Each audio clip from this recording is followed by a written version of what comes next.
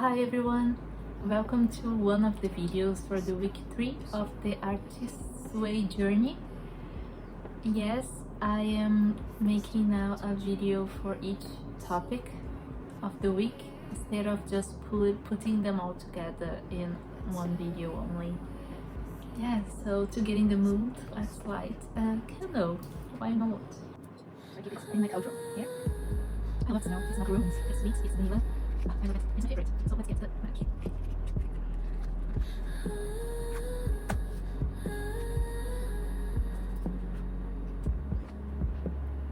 I don't know why I did that. That's cool. It looks cool on camera. Okay. So, like I said, we are on the week 3 on the journey to unblock our creativity. And this week is all about recovering the sense of power.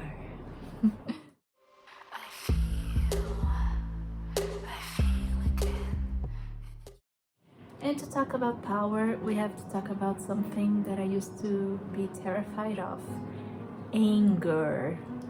And actually, I'm still very terrified of it. Yes, I am not a fan of anger or angry people at all. But let's do this. The book says that anger is a fuel, that it must be listened to because it reveals our boundaries. But I want to be honest about how hard it was for me to accept it, especially if you have a history like mine. I want to talk about how anger is directly related to self-worth.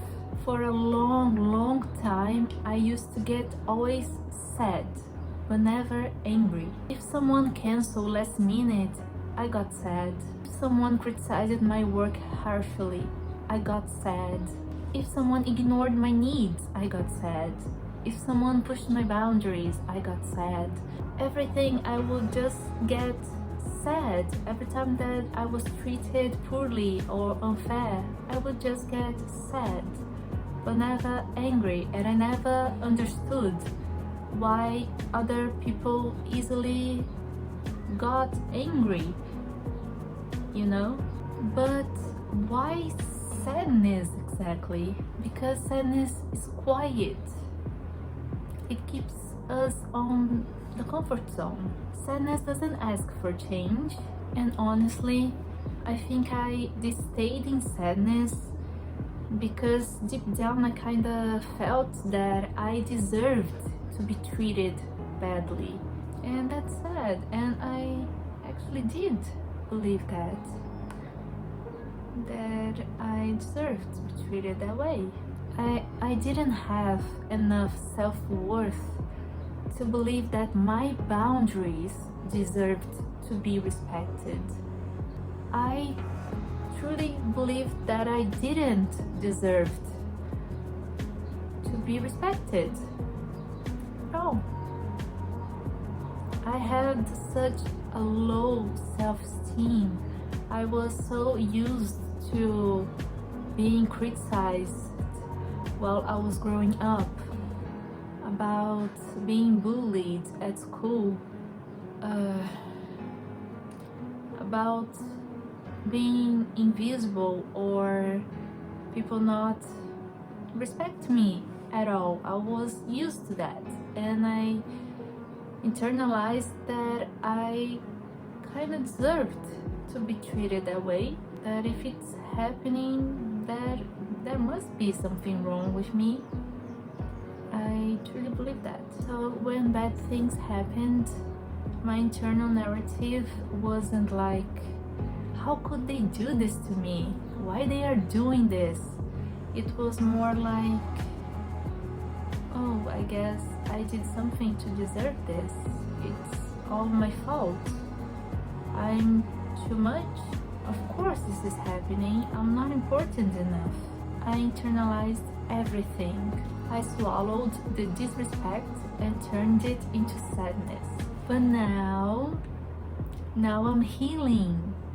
Now I'm doing the work. Now I'm showing up for myself every day.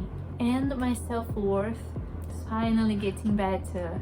Something shifted. Now I'm getting angry. And oh my god, I'm getting angry. and it's almost a shock to my system. It feels like waking up from a trance. Suddenly I'm looking at situations from my past, or even things happening right now, and I see them clearly for the first time. I notice how badly I'm being treated, or I was treated. I see how unfair those dynamics were. I see exactly how people are pushing my boundaries and expecting me to shrink so they can feel comfortable. And for the first time, instead of thinking, I deserve this, I'm actually thinking, no, I don't. Wait a minute, I don't deserve to be treated like this. This is unfair. I'm realizing that anger is the immune system of the soul. It wakes up when a virus enters. It wakes up to say, hey, this is dangerous. This isn't right. Protect yourself. And that's why I decided to make a video just to talk about the anger. This anger isn't a bad behavior. It isn't a regression. When we are on this recovery journey to heal from trauma, from a lot of bad things, from being a pathological people pleaser, this anger is a vital sign. It shows the way. It shows when we are being disrespected. It was made to make us act, to do something about it. Anger tells us that we can't keep living like this. It is the burn that signs the death of our old self, the self that we're apologizing for existing. And oh God, how I would apologize for everything.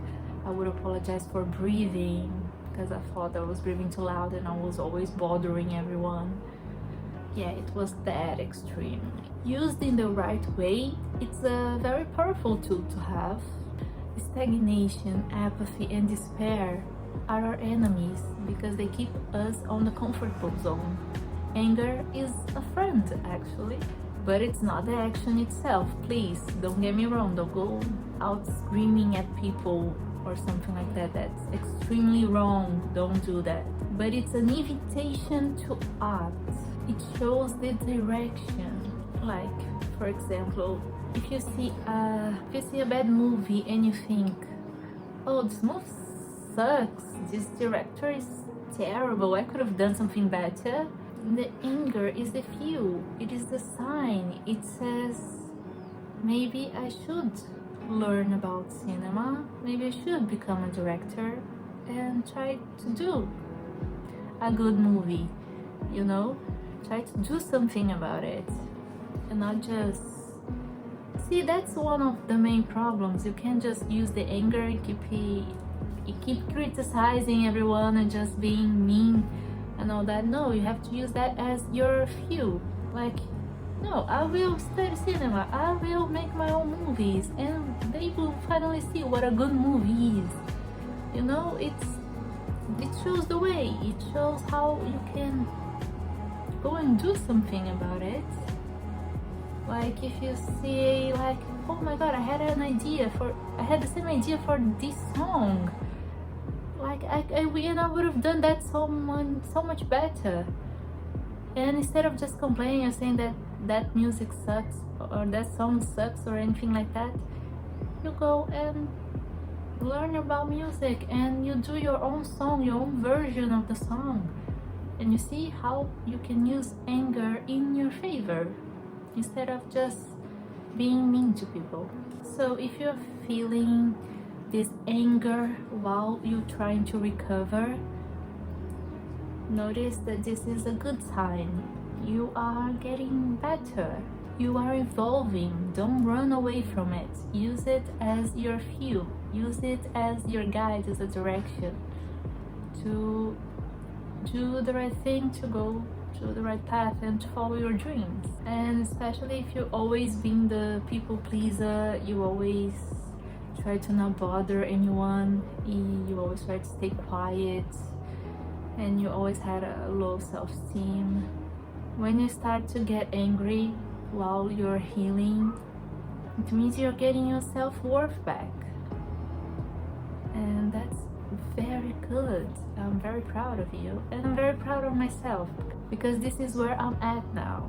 So if you are on this journey to unblock your creativity if you're trying to heal yourself. Subscribe to my channel, like this video, and I can't wait to see you on the next video. Bye!